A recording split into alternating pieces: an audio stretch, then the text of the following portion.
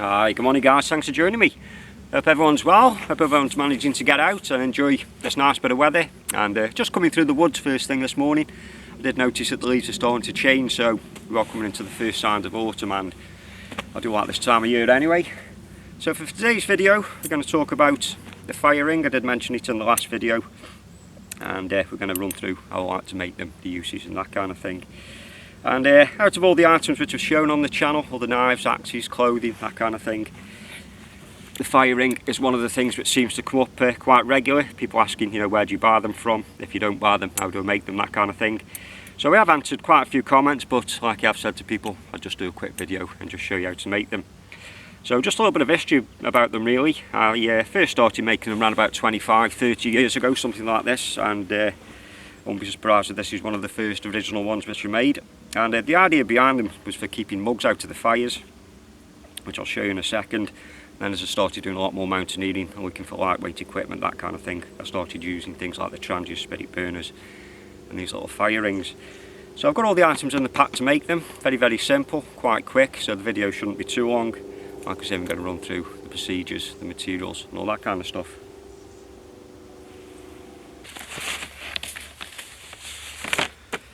Okay, so the first thing we'll start off with is the mesh itself, and I actually purchased the mesh from a company called the Mesh Company. I will leave all the links in the description box. And just for your information, what I did order was a sheet of stainless steel with round perforated holes, and the 3mm holes, 5mm pitch. I'm not sure what that means, but the steel itself is 1mm thick. So the size of steel that you can buy, these were 300mm by 300mm sheets, and you do get them in these envelopes like so. And just be careful when you first pull them out, they are quite sharp, and when you cut them, again, everything on them is quite sharp. So that's the steel there, and I paid £10 for that, and out of this I'll probably get around about 4 of these little fire rings. I'll probably just carry one as a spare, one just on the bottle, and then you've also got the steel obviously to make a couple more out of as and when it suits you. So just checking online, because no doubt some people will ask, can you buy titanium? I have seen titanium perforated sheets like this. I've also seen sports bike radiator covers, which are similar kind of size to what we're going to cut it down at, but my experience of using that kind of material is very limited.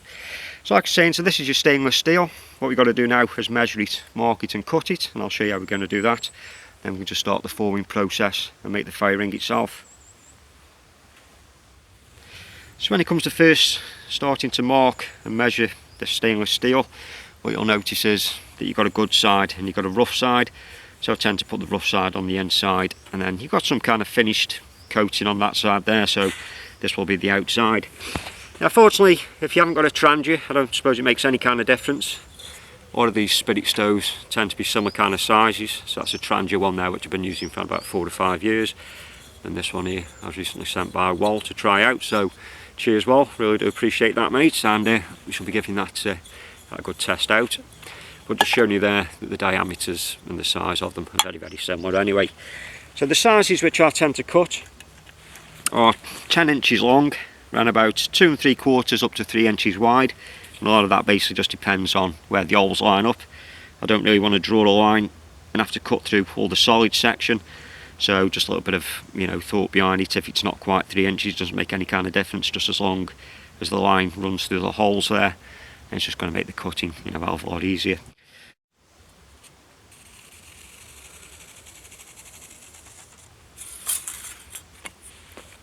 Then I'm just going to measure just the 10 inches across.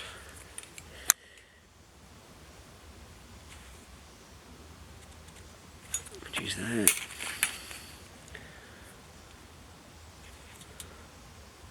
And that. And I'm just going to join them 2 dots.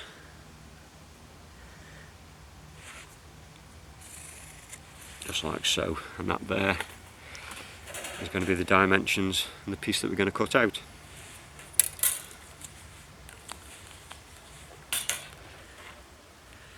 So when it comes to cutting that section out, it's probably the toughest job of the whole process.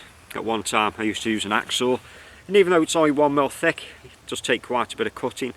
So I've actually cut one prior to coming out. I didn't want to spend 2 hours perhaps using an axe saw out in the woods trying to cut it, on its own. I could just use a Dremel, and it just took around about 2 or 3 minutes. So if it is that you've got a Dremel, perhaps an angle grinder, or you're an engineer, and you can put that on a guillotine, it's going to make it a lot easier. Hence the reason, like I say, try and make the cut just up the holes here. So once you cut your fire ring blank out like that, the next process is just to knock all these burrs and sharp edges off. So if you're using a Dremel, that kind of thing, you can just run them over the Dremel. But if you're going to use an hacksaw, then I've just got a cheap Alco work file here. So just knocking the edges down. The last thing you want to do is start slashing your fingers every time you take them off the bottle, or perhaps scratch your bottle every time you're putting them back on. And just whilst I'm doing this, I'd just like to thank long-time subscriber Brian Rowe, who was over in the States and asked me about these fire rings, and I sent him one across, which was the spare one which I got. And in return he sent me an absolutely awesome little package. Got some medical shears in, he got a lovely Mayflower knife. It was also an alligator foot, something which he harvested, and a beautiful knife sheath made out of rattlesnake skin, something else which he harvested. So again, I thank Brian. I did thank you personally on the email, but just reminded me again. I just want to say thanks for all the stuff that you sent. So once the edges are down, that doesn't feel too bad.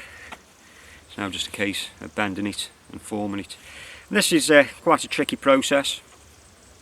I've tried various different ways in the past. If it is, you just roll it around a bottle, it then tends to be more of a teardrop shape. So I'm just going to show you just a quick way that I can form, you know, a nice circle with it. Again, if you're an engineer and you want to put a circle in any kind of metals or bars, they tend to go in rollers.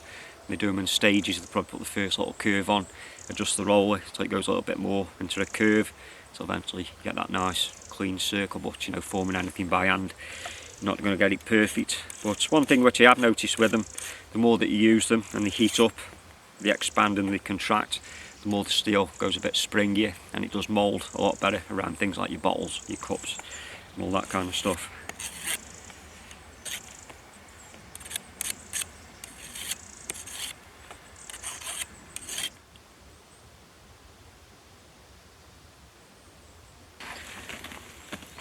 So if, like me, you don't have any special kind of rollers or any other kind of tools, obviously I'm doing this up in the woods, one of the easiest ways which I found to do it is just by tacking it down onto a good solid base or piece of wood, anything like that.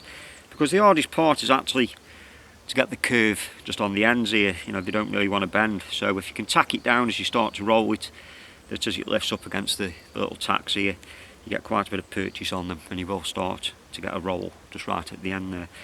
So taking advantage of these holes, we're just going to knock just a few little pins in.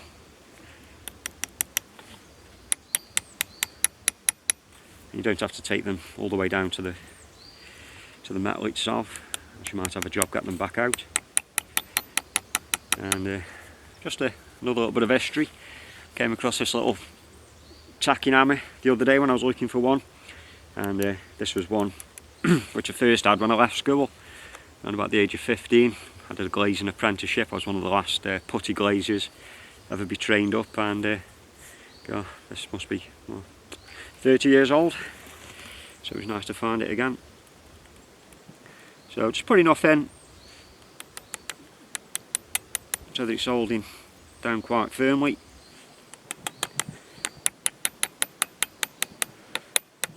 Just like so.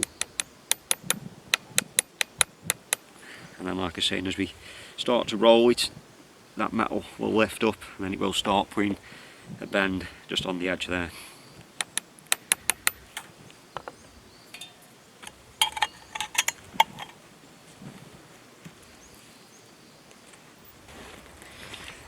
And to do that, we're just going to use just a water bottle. If you wanted to, you could go smaller diameter and then just open the bottle back up if it is that you want to stretch it around a larger bottle. And it's just a case of taking your time and just forming that metal just around the bottle. Like I said, as we push that, that will start to lift up this bottom end. We'll start putting just a little curve in there for us.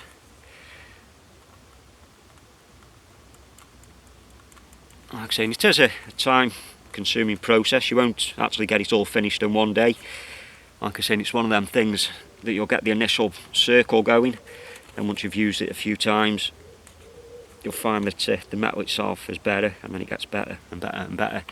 It starts to grip and starts to hold that circle shape a lot more easier. So once we've got the initial roll like so, and as you can see there now, it's just started to roll just that edge for us, we can take it off and just do the opposite side.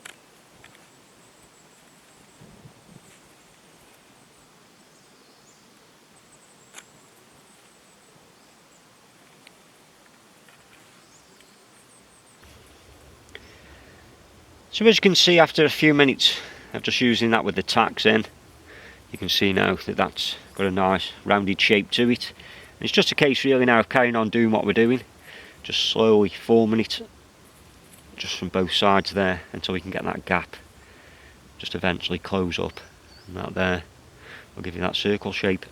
But like I say, you know, don't worry about it being perfect at the moment.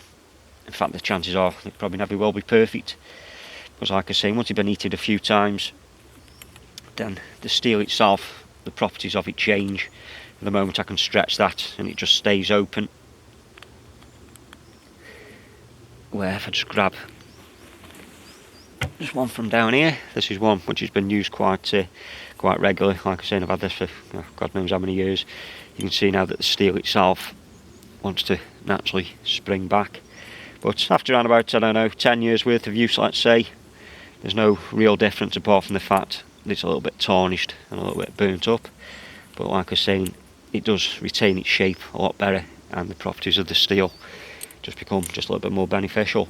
So for this, I'm just going to sit down and just roll it on my knee, and that's one of the beauties about just flattening all them burrs down. That's the thing I want, is tearing a load of holes in my trousers.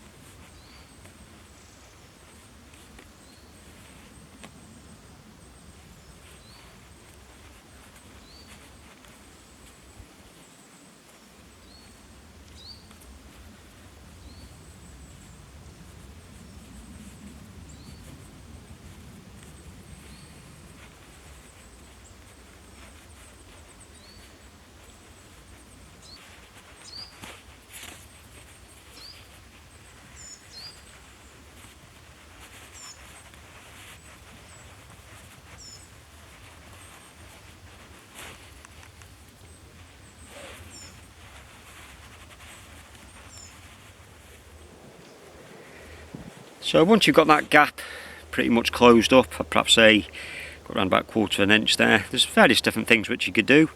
If you've got a welder, you can just close just a circle up, just put a couple of tacks on it, and that should hold it nice and secure. If you just want to hold it temporarily, you could just use something like a piece of garden wire.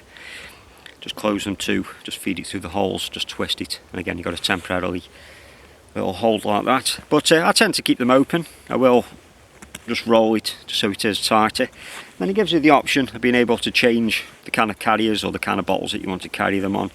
So 90% of the time I will carry them on a wider sig, just like so. once that's closed up, that should grip nicely.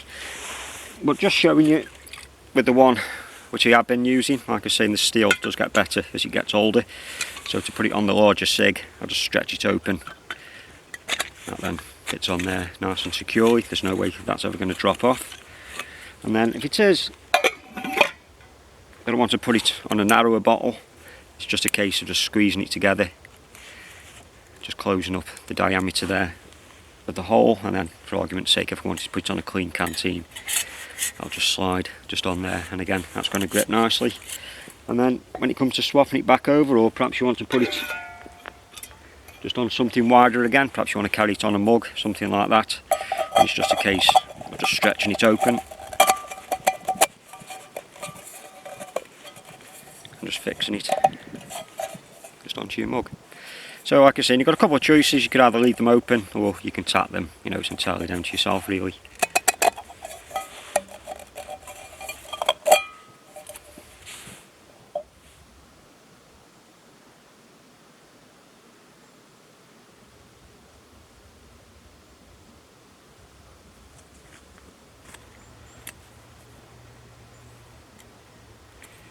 Okay, I'm going to call that pretty much done.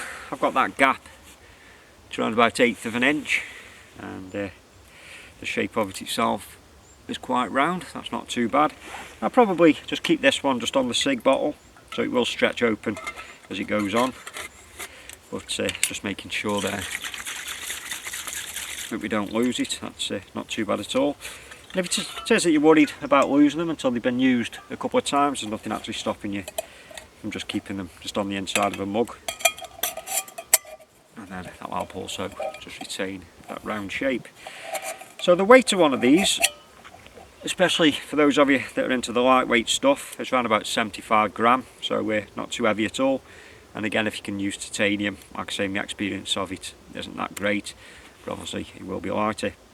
So basically just one thing left to do now, just to finish things off, and that's just fire up the stove here that Walls very kindly sent me.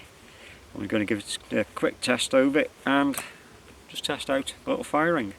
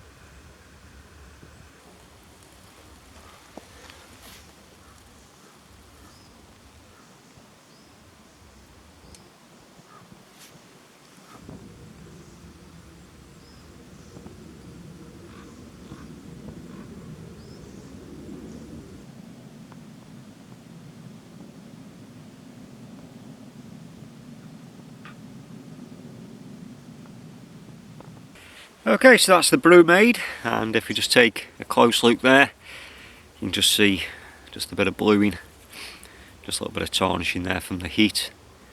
But like I was saying, give it a few more years and it should start to look just a little bit more like that. And the beauty of them is they do cool down really quick.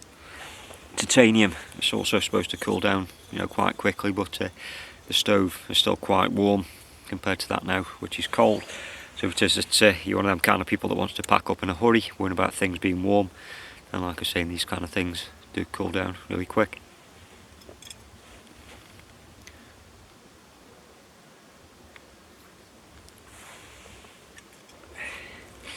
So there we have you guys, one fire ring.